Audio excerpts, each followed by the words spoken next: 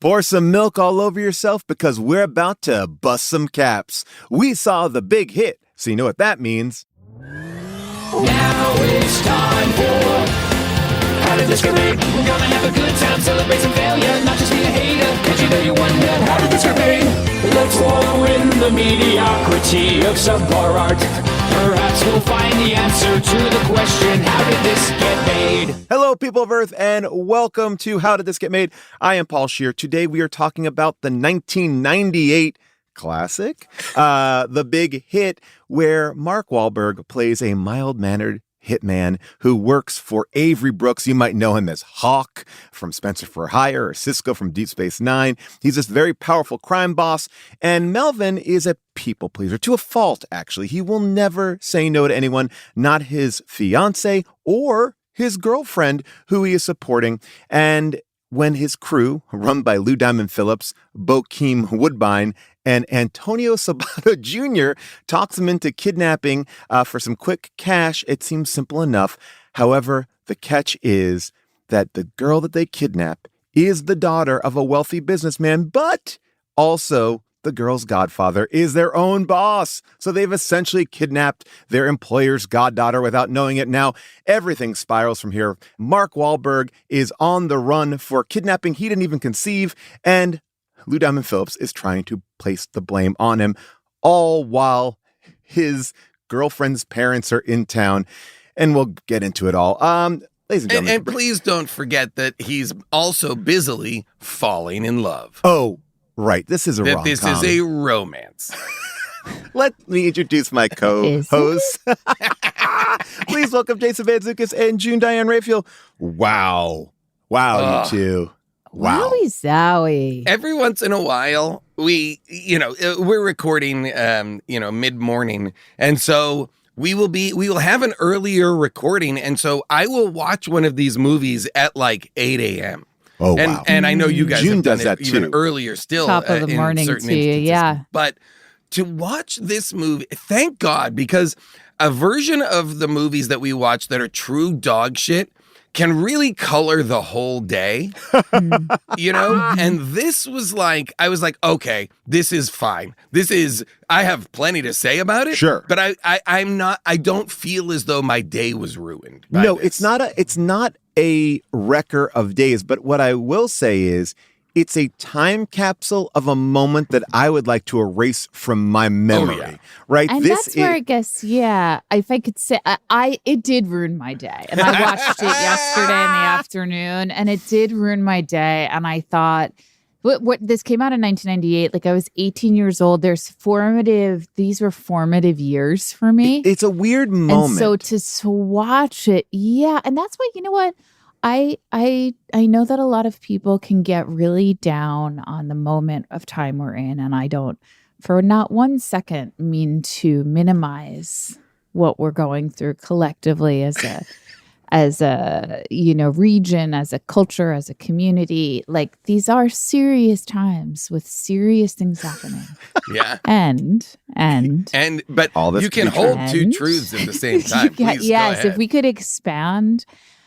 could expand our sort of points of view and remember that, there was a time in history where, most babies didn't live past 2. And there was a time in history where this movie was written, made, and, on screens for people to see. And not only that, but it was a movie. Go ahead. I'm sorry. Go ahead. No, again, you say rom-com and I say statutory rape. So June, she's in college. Is she in college? Is she? Yes. She's wearing a high school uniform. Why is she in a uniform? Well, the original intention was for her to be in high school to kind of pair up with like much more of like a Japanese anime kind of character of like a young girl hero, but they felt like that wouldn't actually play. So it is college, even though it's a college that requires uniforms. I mean, like an all-girls college that Yeah. requires uniforms. I was like, that makes no sense. She's a high school student. Well, it just doesn't exist. She's a high school student. She's played as a high school student. Her friends seem like high school students. I mean, maybe the actual school they said was college, but that's not what they're presenting to us. There is I actually such a reject casual relationship to all of the sketchy, like everything that is hard-edged, kidnapping, murder, statutory rape, all of these things. This movie rounds all of those edges away and tries to be like, isn't this funny? Isn't this a farce? And you're like, no. Well, this is the thing, and I No. very rarely do this, but when I was watching it, there was a moment in me looking at the fonts and hearing the music, and I was like, what was going on in this year? Because it does seem odd. And if you look at 97, like 97 is kind of normal, but 98 goes off the rails, and 99 is still like in that zone. But this is what's happening here. This is the year where, the Clinton-Lewinsky scandal is going on. In Sync and Britney Spears 97. are like exploding. TRL is like a must-see show. Sex and the City premieres. Dawson's Creek premieres. Will and Grace comes on. IMAX are first release, like the candy ones, and Furbies are like the number one toy. And what do you have Yeah. by any chance? I'm curious, like, what other movies? well, this is what I got right here. Thank you. Can't Hardly Wait. Very Okay. Bad Things. Sour Grapes. 54, that movie about Studio 54. Yeah. Half Baked. Basketball. So this is... I feel like it's an era, because I saw also that John Woo's a producer on this. Yes. So it's got like that big, huge, stylized action stuff. But it also is it's a time when there was a real glib attitude towards murder. Like Yes. a real, like, the people that are being murdered either deserve it, or I'll say. like when they blow up when they blow up the entire floor of the hotel or the apartment building, whatever it is, or for that matter, the video store, they completely blow up these places that I'm like, dozens, if not hundreds of people, collateral damage must be dying throughout this movie. The number of casualties has to be enormous, but we're meant but everything's tossed off with like glib, quippy jokes. Well, I think this is like kind of what's going on in the culture in a sense, where we've had great success with movies like Face Off in 97, right? And Grosse Point Blank, and even Something About Mary. And these are kind of like the rip-off. It's like a copy of a copy of a copy. It doesn't feel earned like those other movies do, but you can tell that people are like, this is what people want. They want it raw. They want it this way. Yeah. And so much so that the movie opens with, with Mark Wahlberg picking up garbage bags full of a human, and he's then bringing it to his second house, not his main house, because he has a girlfriend house and he has a fiance house. He brings it to his girlfriend's house, and I don't know what he's emptying the garbage bags in the bathtub. Yeah. And he's also wearing an apron, but like not like a butcher apron. He's wearing like I'm making cookies. Yeah. Well, I feel like the movie wants to do these are the hitmen that you might recognize from, mafia movies or murder movies. But these guys, they live in the suburbs. They're doing suburban living. Which is fine, but what was his plan with those body parts? Wait, with those I two assumed he was bags? going to put like lye in there and melt them away or something like Well, that's what I thought too. But then he why started not bringing. melt an entire body away? you got to chop it up. You got to chop it up. Well, it Why looks do like you- it was For chopped up. It was easier- multiple bags. For easier movement. It was he definitely was in different bags, but then seemed like he was bringing some stuff into the shower. And then That's what I'm saying. The plan for these body parts was just utterly baffling. Well, okay, I Same agree. with the plan for the kidnapping. It's I like fully what? agree. If they're making hundreds of thousands of dollars, okay, seems like they're not are- making that much. Like he made $25,000 for that thing where they blew up a building. I $25,000. think that was just the bonus, wasn't okay, it? got it. That was okay. the bonus, yes. Okay. I mean, listen. I think- the main problem I had. There's so June- many problems. June, I eyes was really closed, upset by this. hand I was really overhead. upset by this. I just Were you wasn't more in the right upset place for it. Were you more upset when his girlfriend came in and they started making out and she accidentally put her toe in the human body trash bag and it went squish? Oh, but by the way, she doesn't get like crazy or angry. She knows it's a human body and she says, he's cute. Who is that? The head in the bag. Which Is that a by the way, threesome? what a Is what that a a threesome? compliment. And Is that a it a threesome? threesome? I And would also, say yes. what a compliment to She's have like, been let's butchered keep into going, but I'm pieces. gonna dip my toes in and out of this dead guy's mouth. What's Ooh. up? Okay, again, can we just, this is the moment that I really took like a beat to wrestle with. Can you imagine the smell in that bathroom? You have a still bleeding out man in, like, the I don't smell know if would it be. smells right away. I think that's when decomp starts. Oh, so you think there's no smell? You don't think that the hot garbage bags that have been sitting in the back of one person's trunk, then going to another person's trunk, and then being dumped out like slop at a factory? You say hot, and we don't know what the temp is. Okay, sure. We never know what the temp is. They're But I barely will wearing say- shirts in this movie. No, they never wear shirts, so I'm They assuming it's never very wear hot. shirts. It is These a are- zero shirts movie. So much so that by the way, when his girlfriend comes upstairs, comes into that apartment, which I guess is his apartment, her apartment, who knows? She's wearing a dress that's just inexplicably opened to her bra. There's it's like you can't, it feels like once you go into a home there, you can't have your shirt buttoned. You got to have you it out. got to be in a certain state of disrobe. I will say, I wasn't caught up, Paul, in the smell of that bathroom. I was just caught up in the parts of it all and the bags of it all and also the why of it all. Okay, well, then maybe I am a more of a smell person, but I will say the opening moment when we meet Mark Wahlberg, he does greet, the person giving him the bags. He goes, who is this? Big Johnny? And he sniffs it, goes, oof.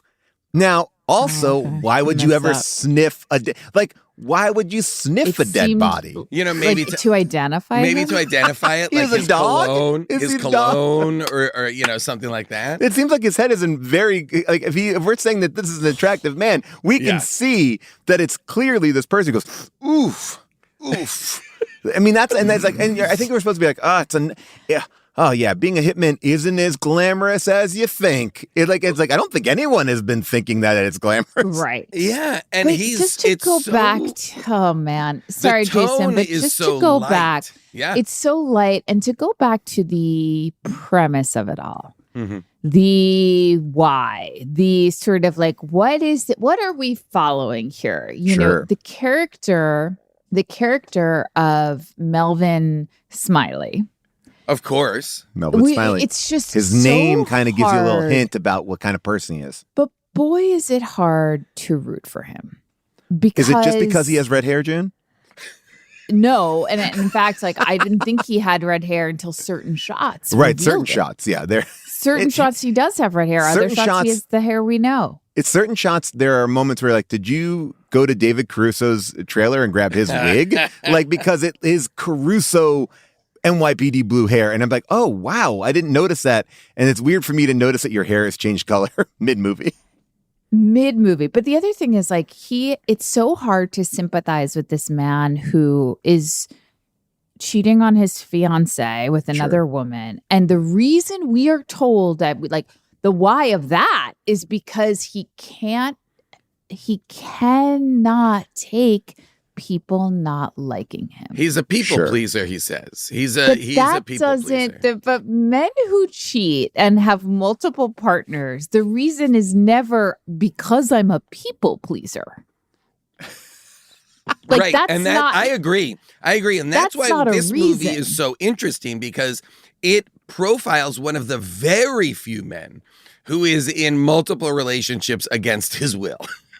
Because he's simply too much of a people pleaser. And what a rarity. Wow. He's such a people pleaser that he single-handedly, raid style, takes down a building, murders everyone, blows up the building, saves the day, gets all the money. And then Lou Diamond Phillips simply says, no, I did that.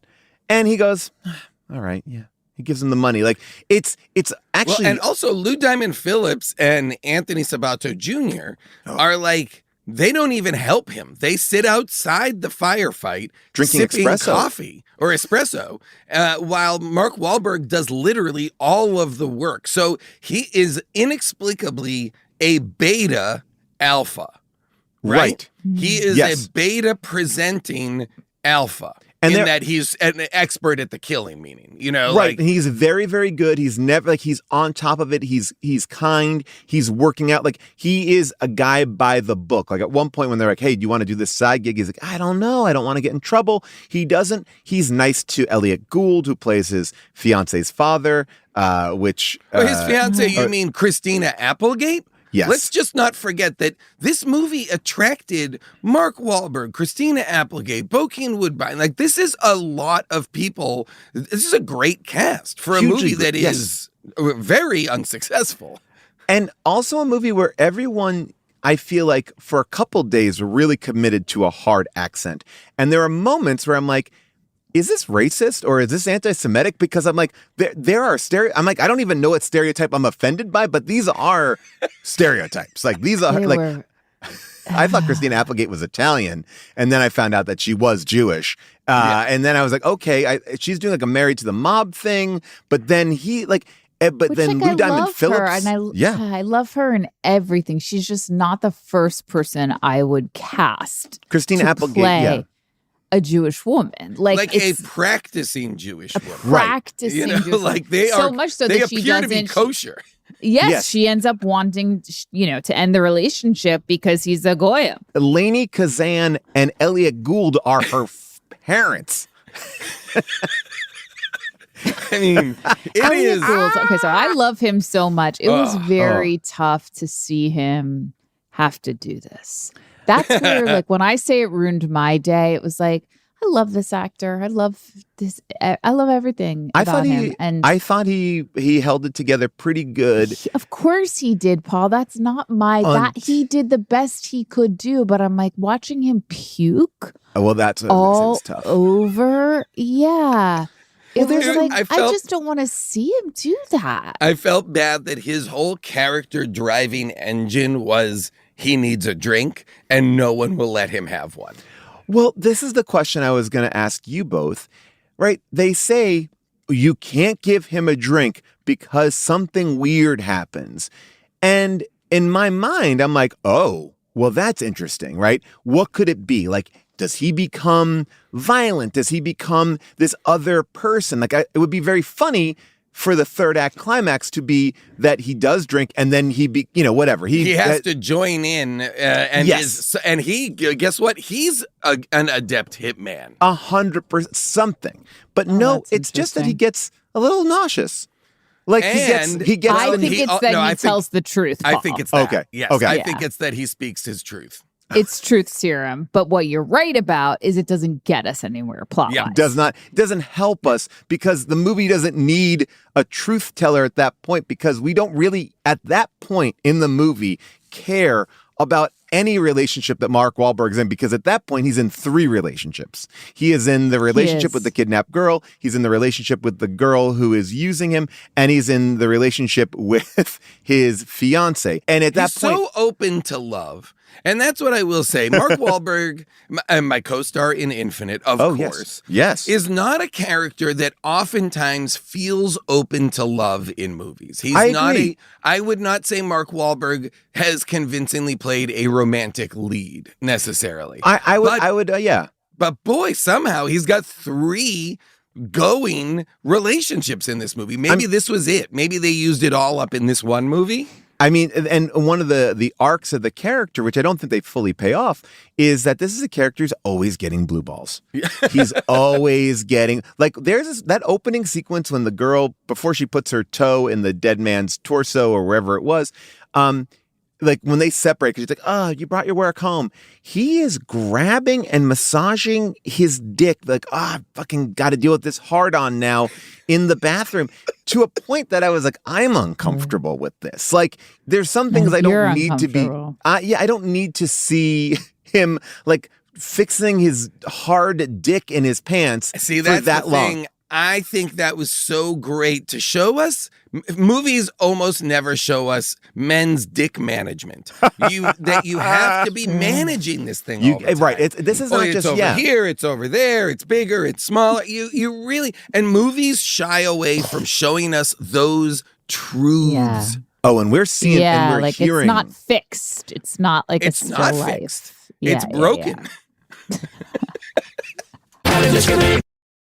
How to discriminate. This movie is about asses and dicks. We see a lot of male ass in this movie. I mean, we also open, and I'm so bummed. Why do we spend so much time in the beginning of this film with Mark Wahlberg doing Jim Cotta, and then it Holy never shit. comes into play in the fucking movie? I'm like, we got Jim His Cotta. training montage is literally on a pommel horse. And I was Yes. like, this is going to be instrumental to the movie. No, it doesn't. Doesn't even. It doesn't. Nothing. I mean, no moment. that locker scene. Yo, you gonna stand there and tell me you ain't never jerked your dick in your whole life until last week? That's bullshit, man. I never needed to. I've been fucking since I was 10. Yo, I can relate to that. What? Cisco, Cisco, yo. No, I can't wear green, baby. Flash my eyes, you know what I'm saying? It's gonna look good on you, though. what's the move, man? We're gonna be late. Shit. Hey, yo, Vinny. Yo. You hear the news? What's that? This fool claimed he don't bone females no more since he just now discovered ring in his rag. Is that true? No doubt. It's low maintenance, huh? The locker room scene to me was really, again, this is where I had a tough time. This is where the movie ruined my day. When one of the guys, the guy who's like just found out how to masturbate and then spends the whole Holy movie. shit. And this is very, there's something about Mary. Like I could see that 90s sort of like every scene you have a new like way into this joke kind of The payoff of it was pretty model. great. The payoff was probably one of the best What was the payoff that he when had they're that big- fighting in the video store. And then the poster on the wall is #1 customer of our adult section, and it's Bokeem Woodbine, like with a thumbs up. Oh, that's true. Okay, fine. He's been in this video store Fine. so much to jerk off. That they made a poster of what a prolific jerk off guy he is. To say the #1 renter of adult videos in the store. Here's the thing. I just felt like, okay, that's where it felt very Austin Powers, that kind of 90s comedy. But that scene where they're all speaking to each other the way that they are, and he's talking about jerking off, and then he says he's been fucking since he was 10. Yeah. And that was something that you used to hear in movies all the time about men and boys, and it's just tough because it's like, well, sir, you were raped. You were raped. It's like, I don't know what you think happened there, or someone. Well, I mean, or like, you, or perhaps you raped not someone. I mean, if the partner was similarly aged. So it's just so hard to watch. And that was my experience the whole movie, which is like things being presented lightly and feeling so bereft. It does. It feels So as though grief-stricken what was someone being said. wrote a movie that was for Goodfellas style acting. Yes. And then somebody did a joke pass on it, and they cast people and told them, Oh, gosh. it's light. It's These like, are keep jokes. it light, give it a light touch. Keep gliding right by it. Right Because away. if in Goodfellas, Joe Pesci said, I've been fucking since I was 10, I'd be like, yeah, that tracks. Right. Yeah, these are monsters. These are monster people who behave monstrably. Okay, great. But when people are saying that in this movie, you're like, it's a real head scratcher, because you're like, okay, now actually let's interrogate, who are these guys? Well, Because So many bad Because things have happened to them. if I'm Bokeem Woodbine, I wouldn't allow my video store to put that poster up. I'm a murderer. Like that, Right. that already is a problem. Well, I mean, he seems like he's lost track of everything. What the masturbation has really set him on a path where he is not good at his job anymore. Because even the first hit, is it a hit? Yeah, I guess it is. The first hit is, first of all, they're not subtle or smooth about anything. The first hit, they blow up a fucking building. Yeah. But they also come in To kill a guy who appears to be like a human trafficker, who's trying to buy 3 women for $50,000 each, while 3 he's wearing blondes under 20.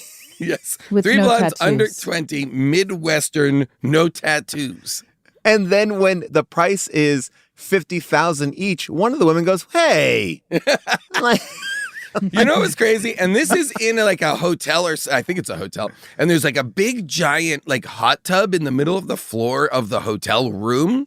And surrounding the hot tub, I've never seen this, are glass screens Like the whole room didn't is see covered in that. glass screens so that when the shootout starts, there can just be exploding glass everywhere. But the look of it before that is so strange and odd because you're like, why would you surround this tub with like weird, the kind of screens you might get dressed behind, Right. except they're glass.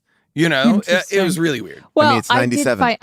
It is, who knows what's happening design wise, but I did laugh when one of the bad guys like appeared out of the hot tub. Oh, yeah. Incredible. Like he had been hiding in there, Yep. which For a did long make me time. LOL, a very long time. He was underwater for a very long time. And then his machine gun worked flawlessly. This is the one where Mark Wahlberg does shooting while doing what is unquestionably breakdancing moves. So I wanted to ask you, June, how did you feel about combining breakdancing with pin perfect assassinations? I didn't mind it. I gotta be Okay. honest with I you. liked I it think too. maybe that's the best use of it. Well, it felt very John Woo coded, like this Yes. movie, Yes. right? And there's something about it. This is also, just in case you were wondering, this is the end of Marky Mark. The single that is over the credits is this is the death of Marky Mark. So this is the end of this era, maybe the end of the rom-com, Mark Wahlberg, or the romance, and then we go into Mark Wahlberg, or Marky Mark may have been more of the rom-com guy. But what's so interesting about that sequence is the plan is we're going to shut off the power. He's going to go into the room, and he's got the night vision goggles so he can see everybody, and they're going to be in the dark. I get that. I like that. And then so he gets a foot up on them, and then, or a leg up on them. I like foot. And then he takes off the night vision goggles because he knows that they're going to be blasting light in. But so he's wearing sunglasses, and then there's just a lot of manipulation of light, and he doesn't seem to be affected by any change of light, but yet he is. Well, I think his team is making all those light changes, so he thinks he knows when to use what. Okay, because he's still opening a curtain. When he opens the curtains, because there's a lot made of him opening those because curtains. what you have to realize is when the light gets cut, he comes in with his night vision goggles, but the other guys, the bad guys, put on their night vision goggles. Right, they just had them just in case. So when he's opening the windows, he's flooding their night vision goggles with light, which makes them blind. But he also, he's not wearing sunglasses. No, he takes, right? he had the first entry into the room, he's wearing sunglasses. But then by that point. No, that's the next one when he throws in the flashbang. Oh, right. He throws in a flash grenade. Also, I thought he ran across those curtains a bit. Yeah. I mean, you're right. No, it's you're a right. lot I guess of on and off. Yes, there's a lot of It's a lot of light glass. play. It's a lot of light play. It's a lot of a lot of erotic light play. To just watch guys get shot like they are attached to the fender of a car that is furiously pulling out of a parking lot. Like there's That is a question I had. They are blown back. Yes, style, baby. 6 feet. Oh, easily. They are. Easily. The impact of a bullet hitting their body sends them backwards in motion. I'm going to say 15 miles an hour. You should watch out. They should almost be hitting other people like bowling balls because there's also Mark Wahlberg is able to. This is a pre-parkour kind of dominating action movie style. So he's doing the thing that used to happen, which is he's jumping around, but clearly launching himself off of trampolines because he's getting length and height of these jumps that are enormous, but he's really just crossing a hotel room. But it's clearly he's being launched off of trampolines. And my favorite moment, and I know I shouldn't get down to this kind of nitty gritty because I'm going to go down my same rabbit hole with the glasses and the night vision goggles. But when they say, let's synchronize our watches, they just all put their watches together. But they don't look at the time. They don't. Nobody has to adjust. Nobody has to be like, oh, I'm a minute ahead or I'm a minute behind. They don't. It's as if they think from the movies, synchronizing your watches just means putting them all in one shot. Yes. And somehow the watches will sync themselves. It was like magnets or something. I love that moment. And by the way, loved that. And I also loved there's an audible record scratch in this movie. Oh, yes. I I noticed was that. like, what the fuck are they up to, man? Here's the thing. we never get a sense of the team, really. No. Because he's a sort of a bad guy. He's like an asshole, but he's also the leader. But then like Antonio Sabato Jr. just disappears for the rest of the movie. Truly. We don't see him at all. And then, so it's like, I was kind of attached to him. Yeah. He was my favorite one. You loved when he came to those girls and said, I want to pour milk all over you because you're part of my balanced breakfast. Yeah, he was my favorite one. Yeah, of And course. then he disappeared. Disappeared. And then we're introduced to this like young tech guy, like the computer nerd. Weird. Who has a stutter. And I guess that's something we all saw and was very distressing. They also to call see. him Gump in the movie, which is That very was strange. Wow. Very, very upsetting. But then Could have been a coincidence. Could have been a coincidence. And now we're with him for most of the movie, really. And then Antonio Sabato Jr. we see again at the very, very end. And I was like, well, what's the team here? It makes no sense. I agree, because what should happen is they should be hunting down every member of the team until they get to Mark Wahlberg. That's it. Like the good guy, the bad guys should be hunting down the team that is responsible for kidnapping the girl and blah, blah, blah, blah, blah. But they don't. And so everybody, you're right. Anthony Sabato Jr., at some point was like, where is Vince? We need Vince I to love get that you in remembered the his mix. name. I mean, are you kidding me? He's electric on screen. I'm He sorry. is great. He's great. Now, the other thing is like, you guys might be I hate to ask putting this a little question. bit too much spin on that one, but He's the best actor of our generation. I thought he was wonderful. I thought it was great acting, really wonderful acting. But the other thing is like, I guess her dad kidnapped her What do you on mean? purpose. Whoa, what? Wait. How do you mean? Well, okay. Let me put this to both of you. Who arranged her kidnapping? Lou Diamond Phillips. Lou Diamond Phillips. Just did the most minimal research on the richest person in town. And he was like, oh, it's this, this Chinese millionaire. And then was like, let's kidnap his daughter and we'll get a lot of money.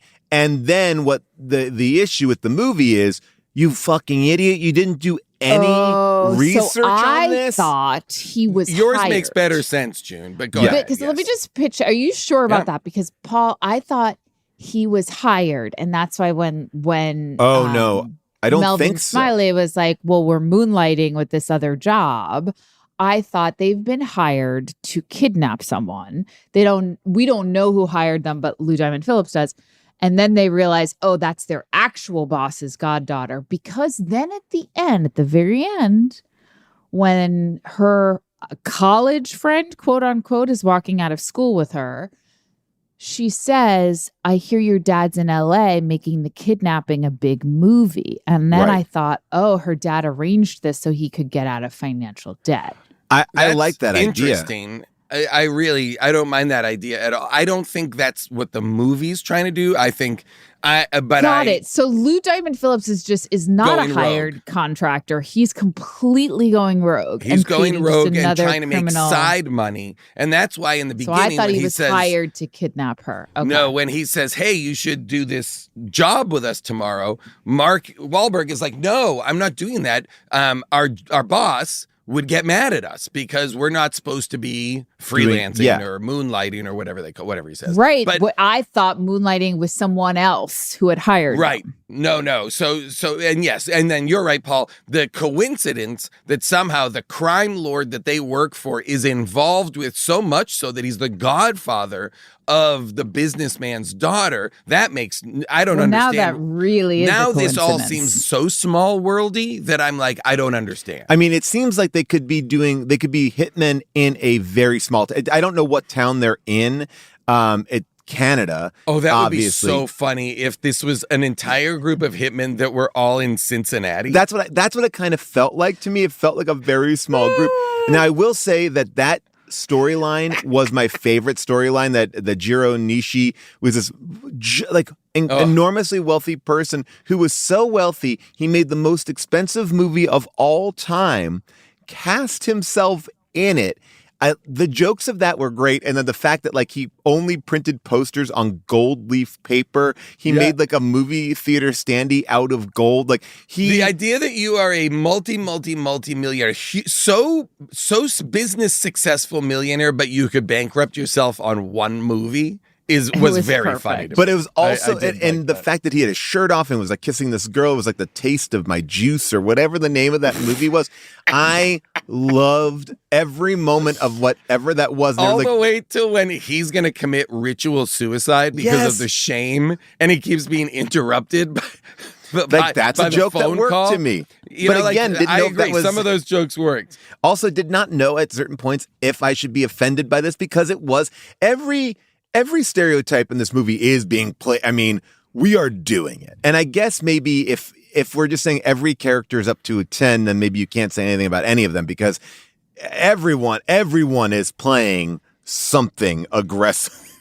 Oh, big time. Yeah. Like what we then get into, because the movie, I want to be clear, like it has all of the hallmarks of a John Woo action, operatic kind of big explosions movie, but it thinks it's a comedic farce. So like when Marky Mark's girlfriend drops off, she's leaving him for her side piece, and she drops off the bagged body parts that have not yet been destroyed and the very living kidnapped girl, all of which have been at her apartment, the girlfriend's apartment. She drops them at Christina Applegate and Mark Wahlberg's house.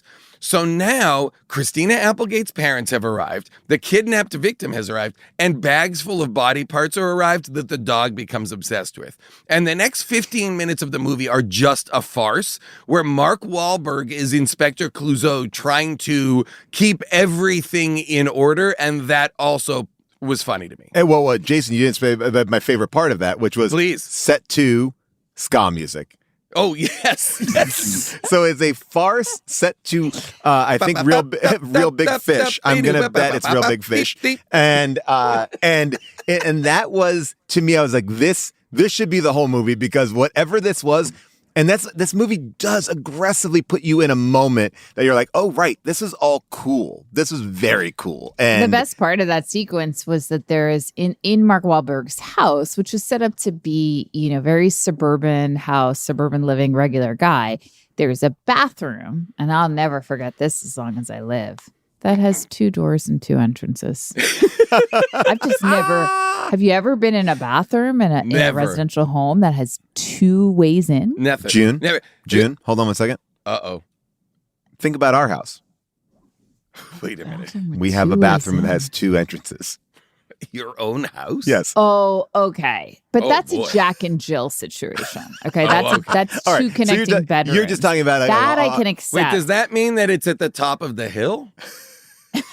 Every time you go there, you have to roll down. That's a Jack and Jill situation where, by the way, one of my favorite movies. But like that's totally different. This is 2 entrances from a hallway. Okay, all right. So that's your issue. I'm not talking about connecting bedrooms. Yeah.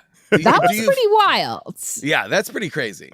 I mean, that's such a set What is house. the anticipation? What are you why are you building it like that? What are you thinking? Oh, my use case is that I want 2 people to be able to enter and or leave at the same time. And can you imagine having to go to the bathroom in there and like sitting down on a toilet and just like the terror of knowing there's 2 ways in? How are you always when you're on the toilet clocking how many possible points of entrance are there? I'll never forget. I had a very traumatic experience at a Friendly's when I was like in 5th grade. Not as friendly as you'd think. Where I had to go to the bathroom and there was it was a single stall type situation. Just, you open the door, there's the toilet. And I went to the bathroom, sat down, got everything ready. And a woman walked in on me. And, sometimes you're close enough that you can say, oh, excuse me. But she was too far. The door was too far away. and she stood there for too long. I was completely vulnerable. And I was like racing to try to get over. She couldn't understand what was happening. It was absolutely horrifying. She couldn't understand. Wait a minute. I mean, she should couldn't understand. I think if I walked in and saw, I would be like, I understand I don't like that I'm here for this, but. Picture her walking in kind of with her back to me, like she's still kind of with the restaurant. So she got too far in. Wait, she doesn't get all the way to be. She doesn't sit on your lap, does she? She doesn't get that far. It traumatized me for life. She has her back to you the whole time. And since that moment, I've never felt safe in a public restaurant. Now I will say this, June, I was that woman, and as a little boy, the first time I ever saw a woman naked from the bottom down was on an airplane because I just boldly opened a door to a woman on a toilet in an airplane. It's burned in my memory, and I stood there frozen. There was nothing erotic about it. There was nothing. I was like, oh, and I didn't know what to do. And then I didn't know how to close the door because it's like one of those it's not like a open close. It's like a collapsible, like a folding door. And then she was trying to close it, and she yelled at me, and I was like, I didn't know what to do, and I was shook. Okay, so you get it. I agree. I don't think like bathroom stuff is you're just too vulnerable. It's just too. It's one of especially as a child. It's one of the great unknowns. That's why we never see Kiefer Sutherland take a pee or a poop in 24. Because it's too vulnerable for him. He would be. It's also what a stressful day. Your body just shuts down. Right? Yeah, you're not really producing good poop on that day. You know what I didn't like? If I'm a hitman, if I'm like a hitman team, if I'm a really good hitman team, here's my reality. I'm not putting body parts. If I'm going to the length of chopping up a body, I'm not putting it in white kitchen bags. I'm putting it in the double black heavy duty yard bags. Because that kitchen, when I try and empty my kitchen, the bag rips, coffee grounds leak out. They are fragile. Now, these are body parts with, I'm assuming, sharp-edged bones that have been cut in there. Like, these should be leaking the dog bites into the bag, no leaking. Come on. Either get better garbage bags for body parts or get a black bag. Stop this nonsense. What are we doing, guys? Why are we bringing why are we doing so much work with this? Like at least bring it to the basement. Like give me some. There was a lot. By the way, there was a lot of transporting of things and people like that for no good, as far as I could understand, no good reason. Yes. Other than just like, I don't want it right now. I don't want it in my house right now. She was leaving town to go to Hollywood to make her fortune. This is Mark Wahlberg's side piece. And with her side piece, or I guess maybe her main piece. And so they're going off to Hollywood. She's like, but before we leave the house, I'm going to go bring this girl to you and this body. Yeah. Like, why not just call and just be like, go get it? But no, they have to be in the room. Like, she has to drop it off. Well, also, they then go and drive for hours. 4 hours. But somehow wind up back where they started? Because he knew a shortcut. He knew a shortcut that got them nowhere? Well, that was the thing. She's like, you know how long it's going to take? It's like 4 days to get to L.A. And then he says, don't worry, I know a shortcut. Which to me is one of the most insane things to say when you are driving 4 days away. Like, well, there's no that's real interesting shortcut. Because so they are not in L.A. They are 4 days drive from L.A. So that's interesting. I do think that they're in Cincinnati. The Midwest, because first of all, they're also asking our first crime boss is asking for Midwestern women. Now, I assumed when he said that he wasn't from the Midwest, but now I'm like, oh, I guess they were right there. Yeah. He wanted a local flavor. I mean, or maybe he's visiting. That's maybe why they did the hit. Because he's at the hotel and he's like, get me some of these Midwestern girls. And I do like that this is a movie that I do think skates on this line of it was supposed to be a high school student They just say she's college, although they don't change anything else When about do they her. say that, Paul? I do need to know. When did they say that?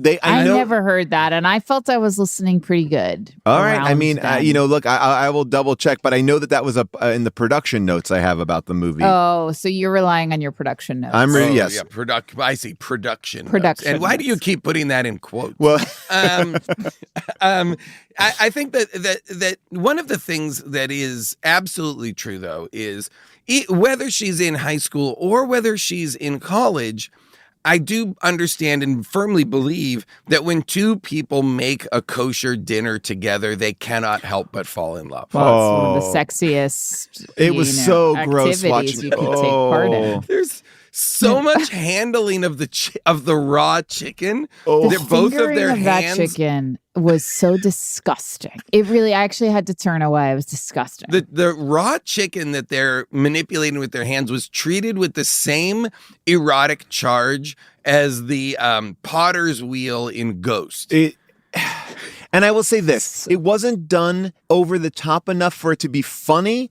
and it was done too realistically that it made me uncomfortable and, again, sick to my stomach, because it was neither here nor there, and I think the middle ground was worse than either side of it, right? Because if it was sexy and it's a chicken, it's like Naked Gun style, like I'd be like, oh, that's funny, but it was like too sexually charged. They get like so sexually charged, but their hands, again, salmonella-wise, their hands are covered with raw chicken grease.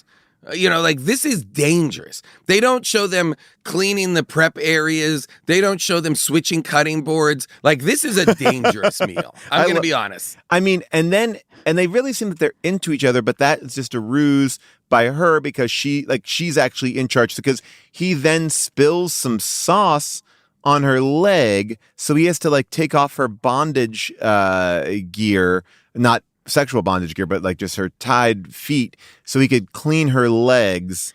But he does that by putting her entire physical body laying down on the countertop. I was like, why would you do this? This is a very strange way to just clean a spill off someone's leg. Just lean down and wipe it with a towel. But it makes it such that they can do romance stuff. But he's into her. I mean, that's the whole thing. I mean, this is the thing. Remember when during the farce period where the dog is dragging the body and this and that, he at one point places the kidnapped victim in the trunk of the car in the garage. And then Christina Applegate and her parents load into that truck and leave. The kidnapped victim is in the trunk, but it's not a trunk because it's an open truck. So they have gotten into and are driving around with just a person visibly in the back of the car. That's right. And that, I was like, That's what's right. this? If I'm the kidnapped victim, I just make one noise and they know Well, I I'm think there. she was knocked out at that point. I think. Okay. Yeah, maybe.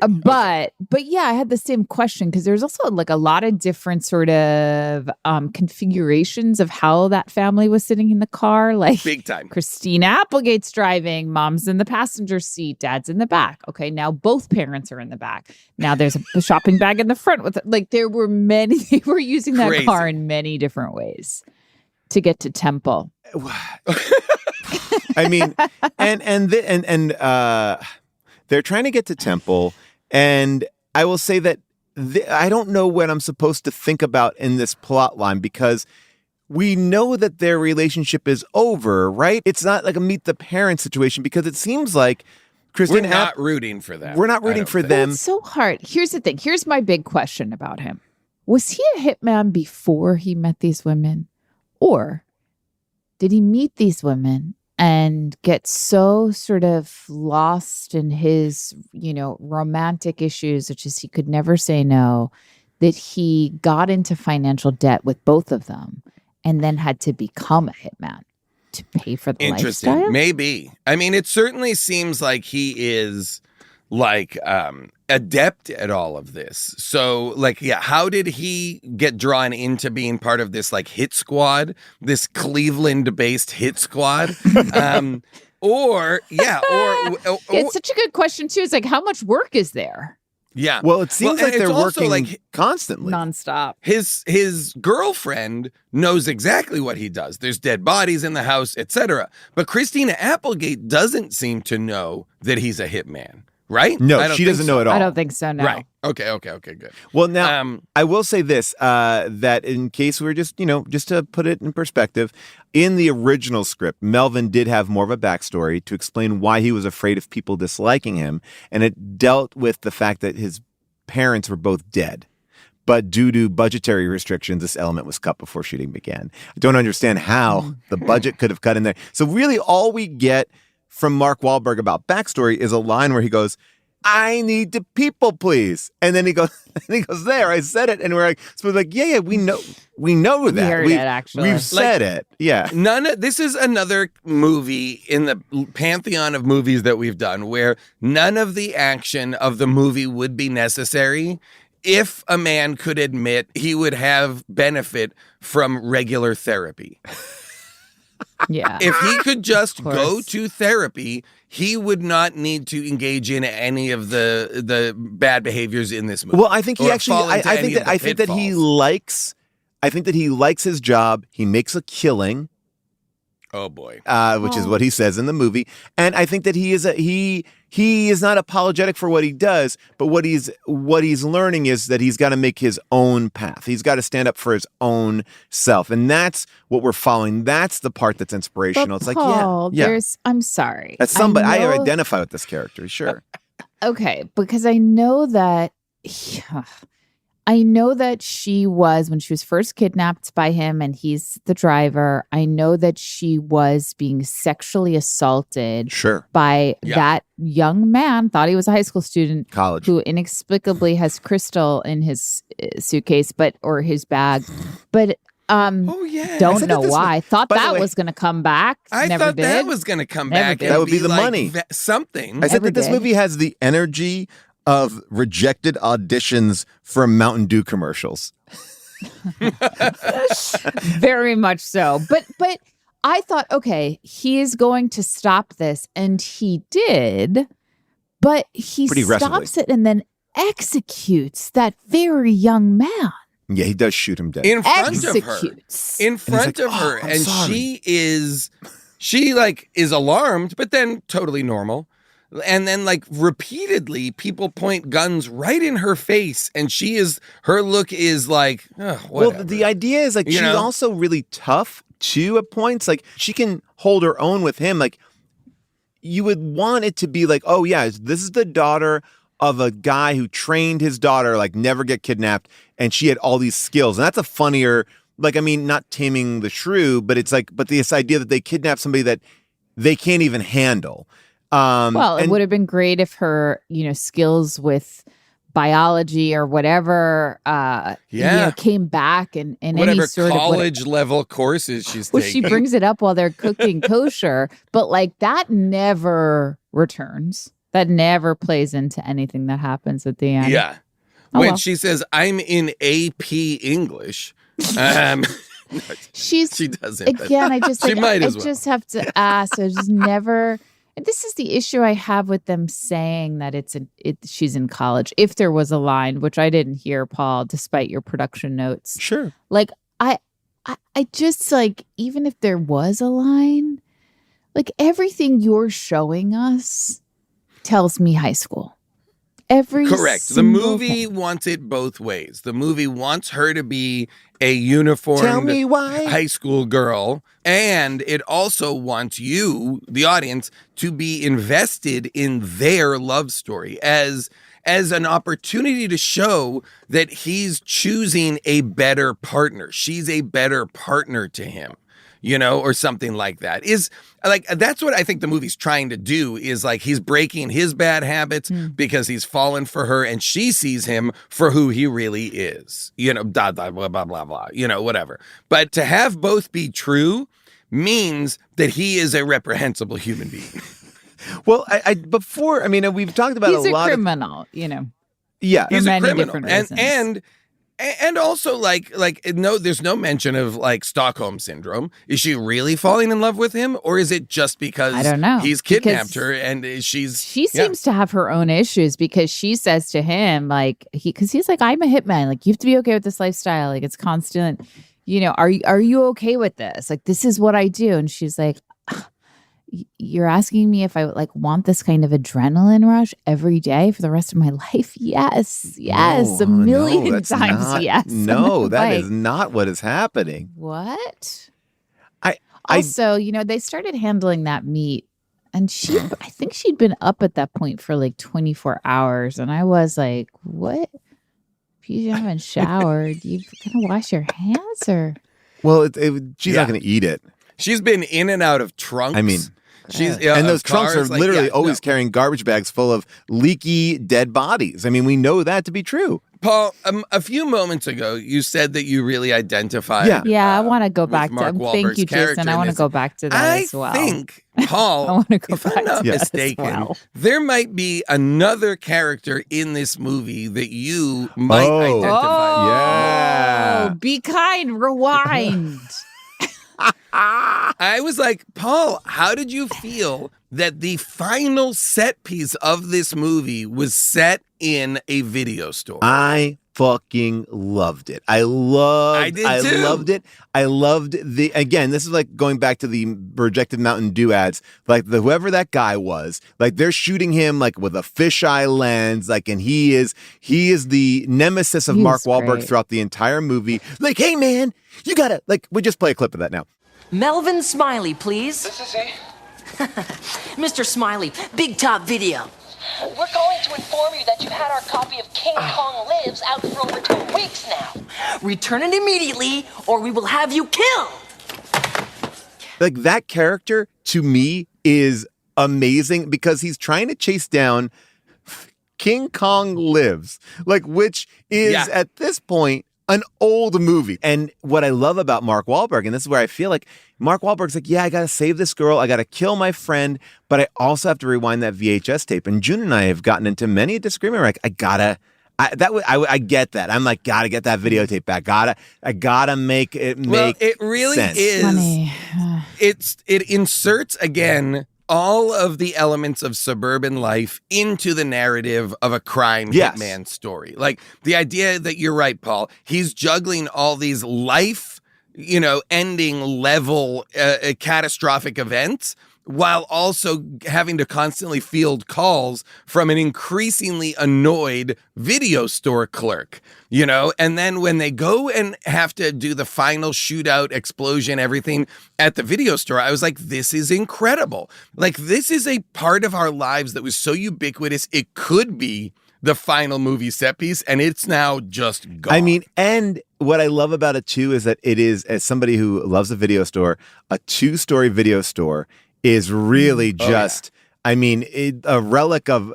You could spend a day It was exciting. I mean, although it seemed like they only trafficked in trauma films, which I also really loved. That it was only trauma movies that they had there. I didn't notice And, that. Yeah, I guess you're right. I can see some similarities where it's like everything to you. Well, I don't say this as I guess it is a critique of both you and Melvin Smiley, which is like not being able to necessarily prioritize what's really important. Well, what you're saying, time Gene, is, management. Well, what we're saying is that it is important. I have to get that VHS tape back. I got to get my name off that wall. That is priority number one for that gentleman. That's Yeah, not but maybe can I my just say, priority number. Like, but video stores are never sending you into collection. Like, there's no. Are they? Did they? There's no, really. Would you have to call people, Yeah. Paul? Would you have to call people like that? all the time. Did you take that kind of attitude with them? I mean, he seemed like he had Like memorized the number and the name. Like, And I it was seemed always like looking at a he screen. was Mr. Blockbuster. Like, he No. had some sort of like investment in this. Well, because back when I was working in the video store, there was no email, so you couldn't just like pop an email or shoot a text. You did have to make that physical phone call. And we were chasing down a lot of new releases, but you had to make that call. And the thing that was really hard, and one of the hardest parts of the job, is charging people because they would return it really late, and then they would rent their next movie, and you say, "Hey, you have a late it's fee. going to be $57." And I go, wait, $57 to rent one movie? It's like, no, you didn't return The River Wild. For over a week. Wow. And then they're like, I'm not paying that. And you're like, well, I have and then you have to call for your manager. But and it those was like late charges were pretty astronomical, though. That seems like they were a little bit predatory. Well, but you Supply have and to remember, demand. too, like an individual copy of a VHS movie, to buy it costs like $80. 120. Which is 120 crazy. back in the day. I mean, I just want not that. That's what always blew my mind, is that they were so expensive to purchase. And so, you had, but also it's supply and demand, June. It's like, I am working at a video store where I am telling you, we are going to have it in. And if we don't have it in now, we're going to have it in tomorrow. And the minute. Audience, Paul is. And the minute. I've never we brought seen it you up. so locked in. The joy that existed while we were talking about the movie has evaporated. He's in a full body. I am ready sweat. to. And look, I'm saying this as someone. Paul, we don't have any of your movies. And I always had late charges. You know, my family always had late I took such pride in getting that money out of those people. I loved it. it. I think my Brooklyn video store closed because I did not pay my rent. I would now if it's me, what I'm doing is, and I think I've talked about this maybe on here on the show, I would go early in the week when I was just a renter before I was a seller. I would go early in the week and I would hide. Like I'd go on a Wednesday. I know, we all know that hack. Yeah, and I would hide it in the store. So then when I came in on Friday, it would be perfect. Ready so for good. me. I love that. And that's the way you got to go. Before I know we're getting close to the end here, I do need to talk about Lou Diamond Phillips because Sure. Honestly, I've loved Lou Diamond Phillips on The Chair Company. I've so loved good. him in Young Guns. I am a Lou Diamond Phillips fan. Even Renegade, when we did Renegade, this performance. He was great on a recent season of Goliath, yes. the Billy Bob Thornton show. Nothing bad to say about him, but wow, this character. Like, I've never seen him in a way so free and like he is wearing for the majority of the film something that looks like that a Vegas showgirl would wear. Like he is wearing some sort of sequin patterned shirt. I mean, he is in I think all these dudes are just buff as fuck. Everybody's jacked, and it's always funny to let dramatic actors play larger than life comedic characters. Yes. And for the most part, everybody's struggling a little bit, but Lou Diamond Phillips, I thought, was the one who was genuinely got what his guy was about, and was able to be both funny and scared. No, I didn't know, know why he deserved to be stabbed at the end. I thought, geez, Mark Wahlberg, like he was your friend. Give him a quicker death. You know he's got to die here. But he was putting him through the ringer, though. Oh, yeah. He's been hunting him down. He's trying to kill him. He activated what was that bomb that Mark Wahlberg carries around? It's a Maglock sort of bomb. It was like, weird device. Don't know what that was. I just felt like it was a big jump for Melvin Smiley to I agree. Stab him in the heart and watch him bleed out. Yeah. And like gently send him off into the afterlife was so bizarre. I would say not very well, I guess gently. not so gently, but he was sort of talking him through it. Sorry. Yes, he was sort of side coaching him. You're doing great. If you see the light, yes, and it. Well, to me, what's so fun about him is I feel like I understand the bravado and the dumbness, and he crosses that line, what I think you're saying, Jason, like where he gets really evil, and he was going to sacrifice Mark Wahlberg in a way. So I didn't have a problem with him being stabbed in such a way because he left him for dead first, and it didn't work. He jumped into the water. So now he's like, I got to get the job done. I tried to do it the simple way, which is just get his head decapitated from a car falling from a tree.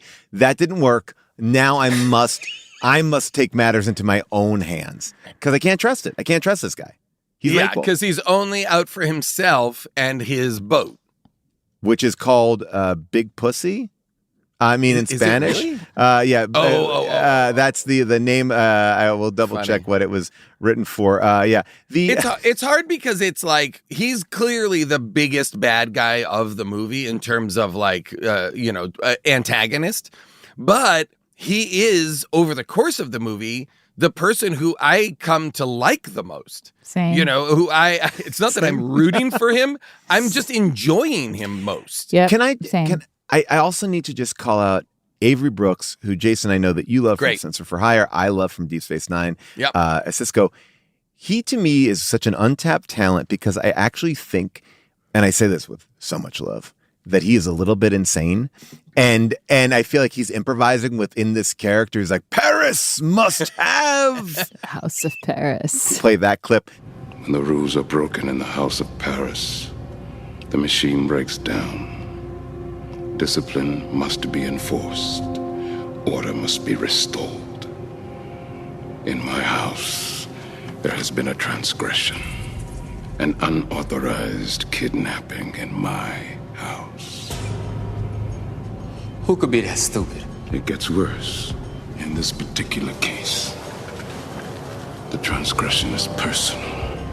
In this case, the kidnappee happens to be my goddaughter. Oh, fuck no. Some rock, some dolt, some less than senseless thing has decided to come to my house and kidnap my goddaughter, and I am looking. I am searching for a motherfucker stupid enough to fuck with me. Hey, yo, boss, what's this got to do with me? I want to know what you would do to that son of a jackal. Me? I would.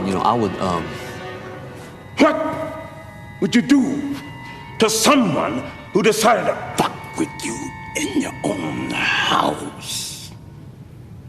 I bust some caps. Bust some caps! Give this man a gold star.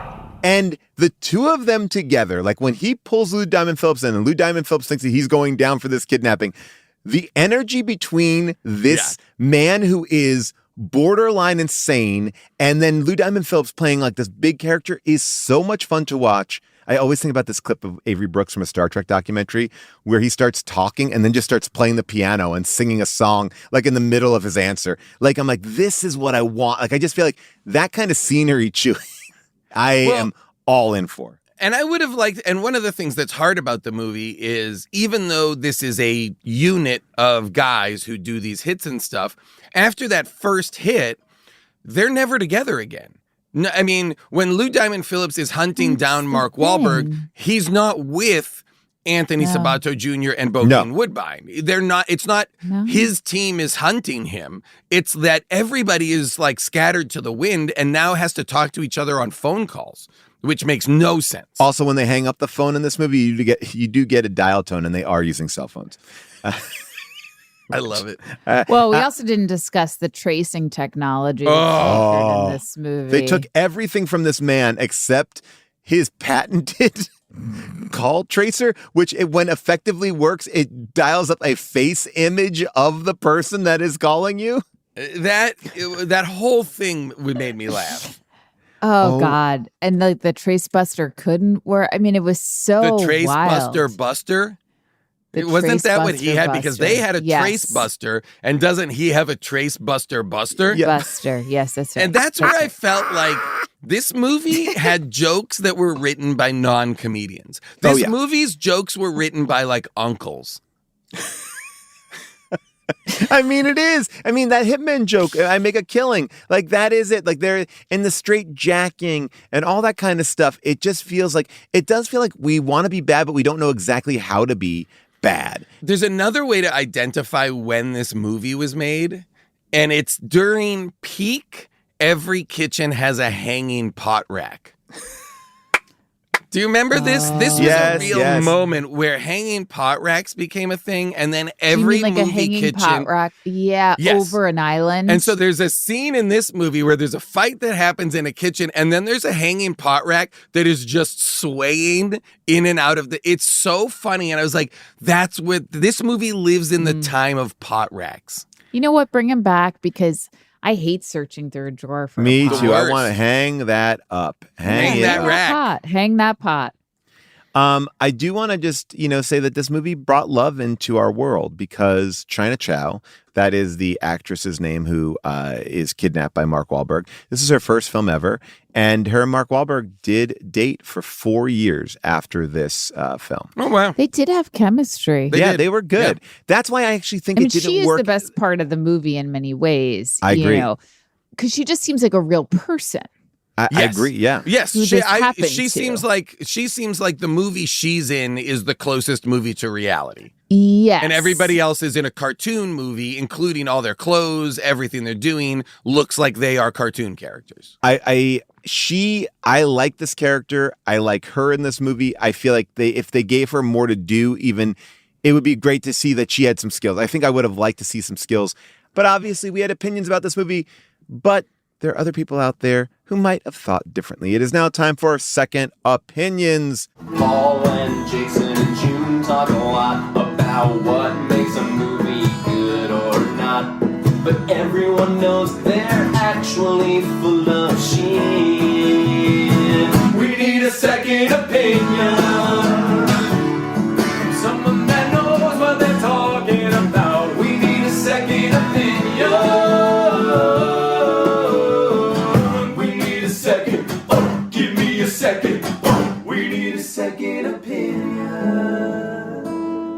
Thank you, Wolves of Glendale. All right, this movie has an average rating of 4.5 out of 5 stars on Amazon. There's over 1,000 reviews, and 74% of them are 5 stars. And this one, written in 2015 by Reed VIP Brown, starts with, "My favorite movie to date." Just note that this was written in 2015. This review was written in 2015. "My favorite movie to date. Love Marky Mark doing breakdancing as he saves the day and shooting up those bad guy mobsters. Buy this and remember the late 90s as they were the best time for this country and for hip hop. You can hear and see Marky Mark in my music album called Speed Kills, Power Corrupts, which can be downloaded on Dat Piffed. If you like this movie, you will love my album, which represents the 90s and great hip hop. Rock on, Mark, and kudos to Reed VIP Brown," which is him. So he also thanks himself at the end of his own review for the big hit, and he is not in the big hit. Wow. This one from Shane in 2022 just says, "So great. What could happen when you get a whole bunch of bad guys together to do some bad, like a kidnapping? Everything can go wrong. 5 stars, title, full of excitement." And then LJ writes, "This has to be the most fun and fatal frolic any group of hitmen could have in the course of a 2-hour movie. It's a great ride from start to finish, and I hope the guys had fun making the flick. Mark is cute. Lou is crazy. Bokeem's got soul. And Antonio is so fine. Pass me the hot buttered popcorn." 5 stars. This one's a keeper. Oh, wow. Well, I mean, yes. Written I in mean, there. it is hunks on parade. That's very true. I mean, we didn't talk about the fact when they do their first hit, I would say they are conspicuous. They are not inconspicuous. They are dressed as, I didn't even know what. Workmen? Workers that are not wearing shirts. Or sleeveless shirts. They're all and wearing they're aprons. oiled up. Oh, my God.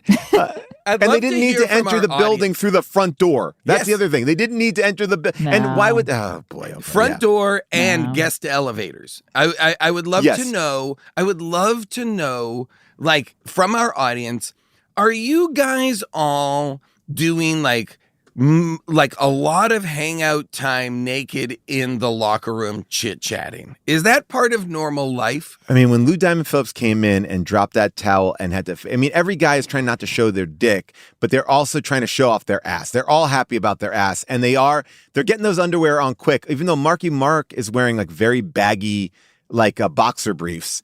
Everyone else is in the tightest. Well, this is his Calvin Klein era Yeah. of Right. boxer Okay. Yeah. brief ads. Or maybe it's not. But the when I watched exact him put time, those but- pants over the boxer briefs, it reminded me so much of the trouble that I had as a child to tuck those fuckers in because they were so loose. You had to you're basically wearing shorts under Terrible. pants. Oh, yeah. But I think that these guys work their And by asses. tuck those fuckers in, you mean the boxer briefs. Yeah.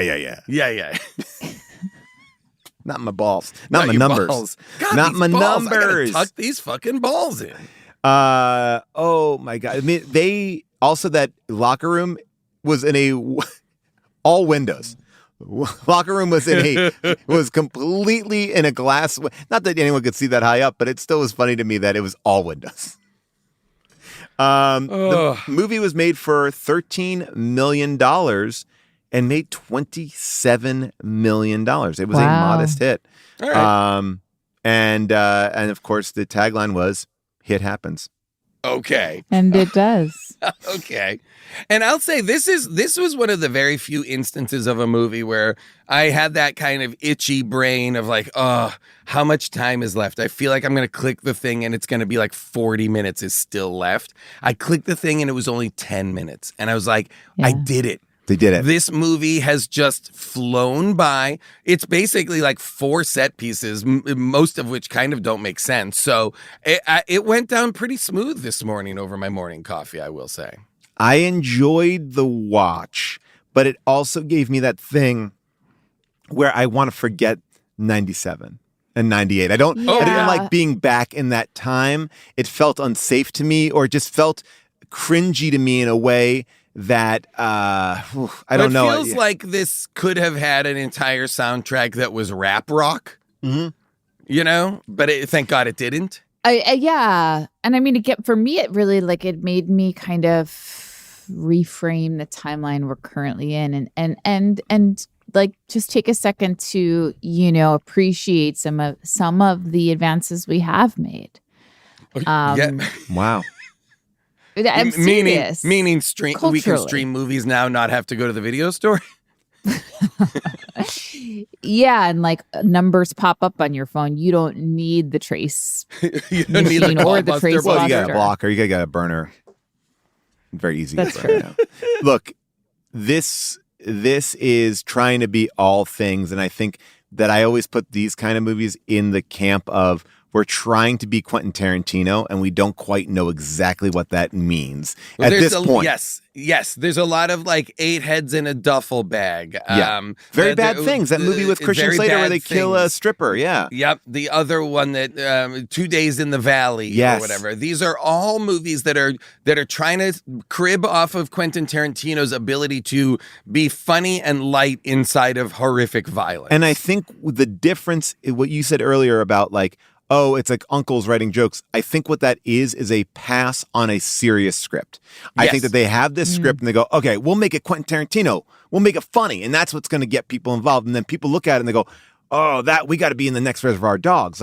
Us talking about jerking off is like us jerking about tipping. It's like you can see I think all you're those absolutely right. little machinations going on. I wouldn't be surprised at all to find out that this was written first as a straight ahead action movie, and then somebody did a joke pass. Because I did not know that this was a comedy until maybe I didn't know it was a romance. I didn't know that there would be a love story between the assassin and the high school student. College. Now, yes, I will say, June, there are no colleges that require uniforms besides medical schools. Play the clip. You keep on saying we're playing clips. Play the clip. Molly, Cody, if we have a clip, we should play that clip.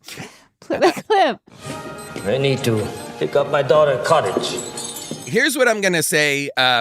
If you enjoyed the component of this movie that took place in the video store and they have nostalgia for movies and watching movies at home, or just video stores in general, this movie is on Criterion right now. It's on other things too, but this movie is on Criterion. And one of the other things that's on Criterion right now is the new documentary that Alex Ross Perry made called Video Haven.